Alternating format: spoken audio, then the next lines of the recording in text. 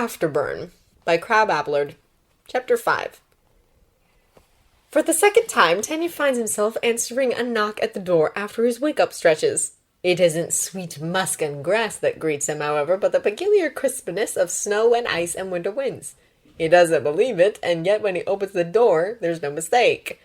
Todoroki is standing on the other side, dressed in jogging pants and t-shirt to match Tenya and looking more alert than he ever has this early after waking.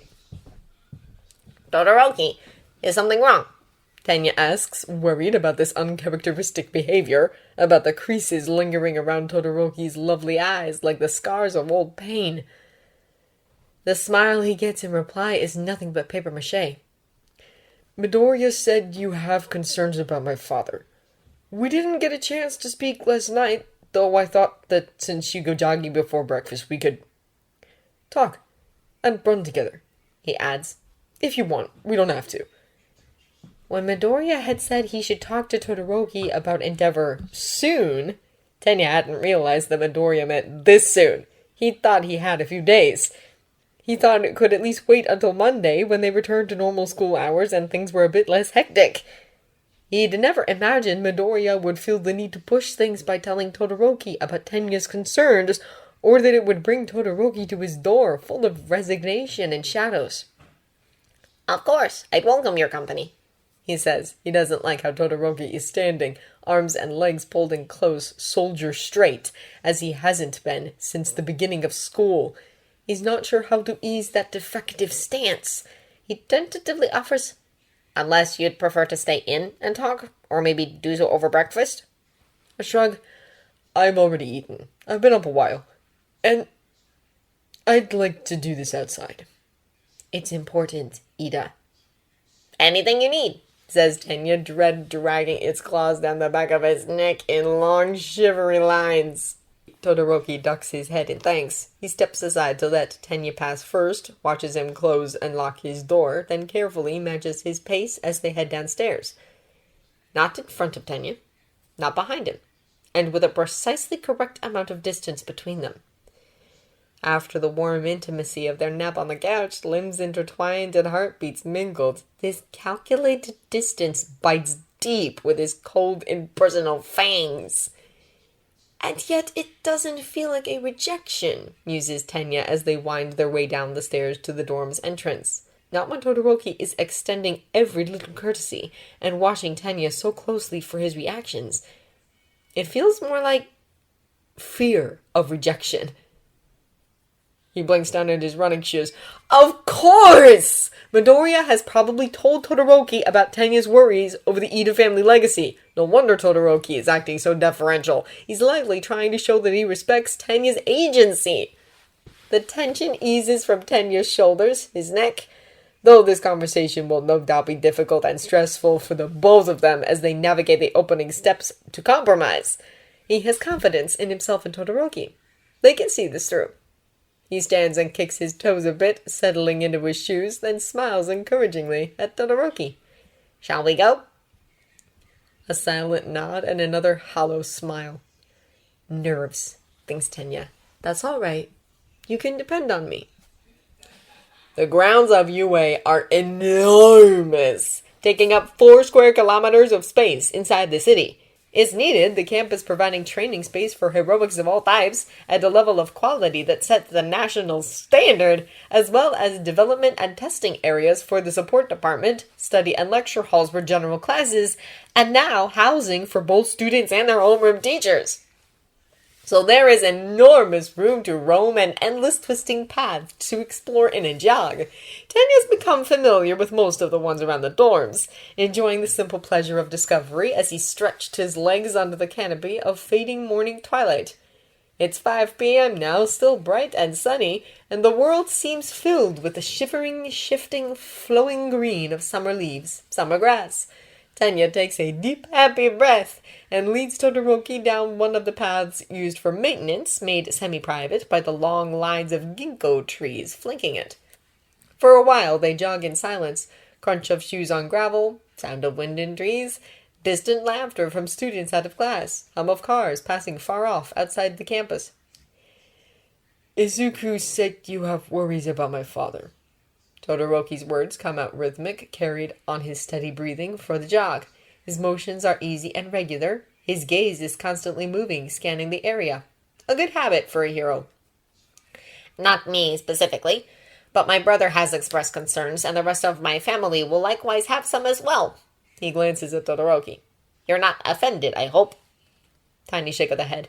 He's still not looking at Tenya when he answers, "Tell me about it." A very good start, Tenya thinks, a rush of affection flooding his chest. An alpha who respects the need to listen. An alpha willing to let others go first. An alpha who should be treasured for it. With that in mind, Tenya picks his words just as carefully as Todoroki has acted, mindful of alpha pride and familial ties because respect goes both ways. While your father has certainly earned the #1 hero rank through his skill and talent, the competition is fierce and times are uncertain. He will be looking to find a way to solidify his position, as well as exceed All Might's legacy, but Tenya figures it's not diplomatic to bring up that one-sided feud. One of the ways he could do that would be to absorb other hero offices into his own and use them to bolster his image. My family has gossiped, speculated about it before, and when they find out I have accepted a Todoroki as my alpha, it will be their primary concern. Now he has to go slower, feeling out the words to use to express the pride that had been fed to him with every family meal, sat with him all night waiting for news, tucked him into bed with stories, pushed him to dream of new heights. While the ranking system is important, it has never been of crucial concern for our family. Perhaps it is because we are a primarily beta agency. Whatever the case, we not only have never tried for the #1 rank, we sincerely do not want it. The Ingenium office is a generalist one. We handle mid-level crime and disasters of every conceivable sort with the right people in the right places. And we are proud of that. It isn't flashy and it isn't headline-making, but it's an important function, and it's one we do extremely well. I feel, that to let Ingenium be subsumed by another hero office, especially one like your father's, would be to lose sight of that unique role. I see, Todoroki says, not angry, which is good. Not disappointed either, another positive sign. Instead, there's the slight dip to his brows he gets when he's turning something over. Todoroki's always been something of a slow starter conversation-wise. Tenya gives him time to think, focusing on the pleasing differences that an afternoon jog has from a morning one. The scent of sun-warmed grass, a sweet reminder of Midoriya, the incredible blue of the sky, infinite and flawless. The lacy shadows of the tree canopies decorating the ground. Your family is right to be afraid of my father's ambitions, Todoroki says at last. They are extremely destructive. You know about court marriages, right? Yes, of course, says Tenya's mouth as his brain scrambles to adjust for Todoroki describing his father's ambitions as something to be feared. He wants to protest that this isn't what he'd meant to imply, except that Todoroki is still talking and says, "Let me tell you about my father's marriage." And then he does. It was to feed his ambitions, of course. He realized he'd never beat All Might on his own, so he started looking to create a substitute. A new, improved version of himself. And the sky is just as blue, and the air just as grassy sweet, and the summer sun bright above, except now it is awful! A candied apple gone rotten under its glossy red shell. My mother was never particularly strong, but she was the best possible combination. A female Omega with the right quirk. So my father acquired her. I don't know how. She never gave me the details. Her family never visited. She would phone her mother sometimes, but rarely, and always at night, or when he was away. Bit by bit, the facade of the hero endeavor is peeled away by Todoroki's cold, almost clinical narration to reveal the man underneath. He bred her several times. 2 polar quirks are hard on the body, so some of the children lived. Most of them didn't. I was the only one out of my mother's 3rd litter to survive. And that man is a monster. I guess you could say I'm the lucky draw. I came out healthy and with both quirks perfectly balanced. Then when they manifested when I was 4, I learned what that meant to him. From there, Todoroki describes the brutal training, the isolation from his siblings, from his peers. No longer does Tenya envy Todoroki's precision control. No longer does he wonder about Todoroki's grim silences in their first year, or why Todoroki wanted to have this talk during a jog. The more Tenya hears about Endeavor, the more he wants to run away, too. It's just so overwhelmingly terrible. Not just what it means for Todoroki, but what it means for all heroes, for the very system they enforce. That a man like this is the current #1! And Tenya's head reels with an overload of information and implications. How many other people know about this? How many people have been helping keep it quiet? Because with a staff as large as Endeavor has, someone must have seen something and they did nothing! Air burns in Tenya's lungs and tears burn in his eyes, and the revulsion at this festering canker in the heart of what he loves sears through his brain. It's huge. This is a huge, horrible thing, and it's too much for Tenya to really process, so he focuses on what's important, right here, right now. Todoroki. When Todoroki's telling finally winds to a close, Tenya ventures, "This is why you wouldn't use your fire in the beginning, isn't it? To deny him that legacy?" "I can understand that." He swallows and almost gags, his mouth still flooded with the taste of bile and hatred. "Even a good family legacy can be a burden. The one he was trying to force on you must have been crushing." Surprise flickers across Todoroki's face, then melts into dawning wonder. Yeah, it was. You understand." He breathes. He blinks several times. Looks off into middle distance at something playing out inside his head only for him. You understand. It takes a moment for Tenya to catch up, his mind still mired in the darkness Todoroki had shown him, but then he figures it out. The two of them are the only ones in class who are the children of hero families. "Ah," he says. "Yes." And now it's a revelation for Tenya as well, never really having thought of the implications outside his own immediate circumstances. Though Todoroki's experiences are a dark mirror of his own, they are still common ground no one else can share, and the idea of it, of a peer who can grasp the inescapable pervasiveness of the heroics industry when your family is involved, is both exciting and exotic. "Seeing them on the news?" he offers. "The paparazzi," Todoroki immediately replies. "Having nothing but one type of snack due to advertising deals?" "The constant need to measure up to their every past achievement." "Insurance investigators?" They chorus, and Trade grins. Something eases in the air between them as they continue to jog. The horrors of the past have faded back from devouring shadows to dark clouds at the back of their minds. They round a bend into the campus parkland, a grassy space crisscrossed with white pavement paths, dotted with graceful paulowilna trees and comfortable wooden benches. There are students here, but they are mostly in gen ed or marketing, keeping to themselves and their books, distant and distracted. It's peaceful. Tenya doesn't want to ruin it. There's been so much horror this morning already. "Ask me," says Todoroki, his eyes too old, his half-smile worn at the edges. "You want to know more, right?"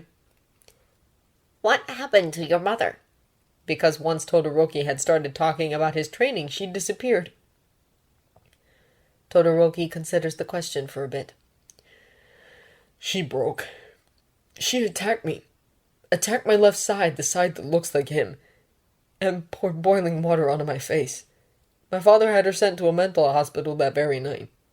Emotions too indistinct to read move across his face, distorting his features like ripples in glass. "I didn't see her again until after the sports festival and after Izuku." "Of course," mutters Tenya. This, too, he understood intimately. Yeah. He made me realize how trapped I was, how I was keeping myself trapped. He saved you, says Tenya, and for a moment he is back in a dark alley, oozing blood and broken pride on the dirty asphalt as a nightmare forces him to face the ugliness inside himself. I've come to save you, Ida! Yeah. Again, there is that sense of understanding between them. At length, Todoroki says, Izuku changed everything. And when I found out that he was an Omega, a helpless shrug. I just wanted him so badly. Then the words start to slow, and with them Todoroki's pace. I'm not my father, he says, the rhythm of the jog turning to a stumbling walk. So, I think it's alright for me to want Izuku. For me to have Izuku. The walk slows to a stop, Todoroki left standing in a pool of sunlight as he stares up at Tenya. There is a whole world around them, trees and sky and people in the distance, and Tenya can't see any of it. Can only see Todoroki, face carved with such earnestness, such passion. Because I will never treat him the way my father did my mother. And if Izuku ever wants to leave me, I will let him go. I have him. I don't own him. And the same goes for you, Ida.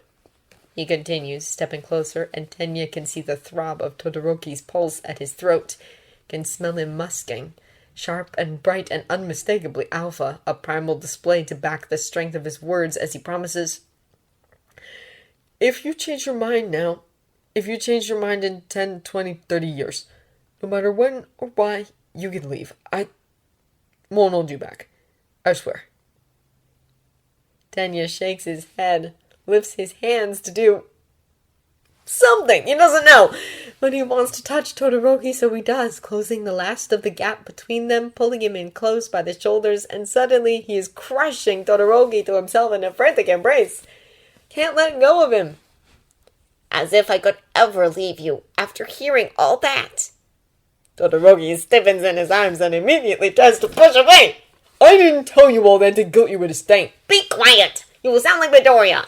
Tenya snaps, and then because it worked on Midoriya, he cups Todoroki's face in both hands and stops any further words with a firm kiss. It's his second kiss, so he's got a better idea of what he's doing. But Todoroki is taller than Midoriya, and so maybe the press of mouth to mouth is too hard, and yet the working of lips against each other, the scent of Todoroki thick in the air, the weight of his body as he sags against Tenya and shakes, kissing back with matching need. This is not the gentle seduction Tenya had used on Midoriya, but a frantic affirmation between Alpha and Beta. Tenya pulls back, breathless and hot with blush and lust and lingering outrage. That's what you get for talking foolish! He gasps, licks his lips, doesn't miss how Todoroki's eyes lock on the movement. You idiot! Thinking I'm staying out of guilt! His hands drop to Todoroki's shoulders and he shakes him just once, a sharp motion to rattle sense back into that beautiful head.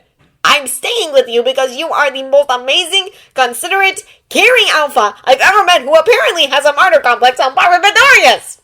Just the thought of the pair of you left to your own devices makes me sick with worry! The words keep tumbling out of him. Do you even listen to yourself? Leave at any time. You're lucky I'm not letting anyone else have you because you haven't even mentioned prenuptial contracts. Didn't you realize you could be on the hook for millions? Your entire career could be in jeopardy because of some unscrupulous person taking advantage of...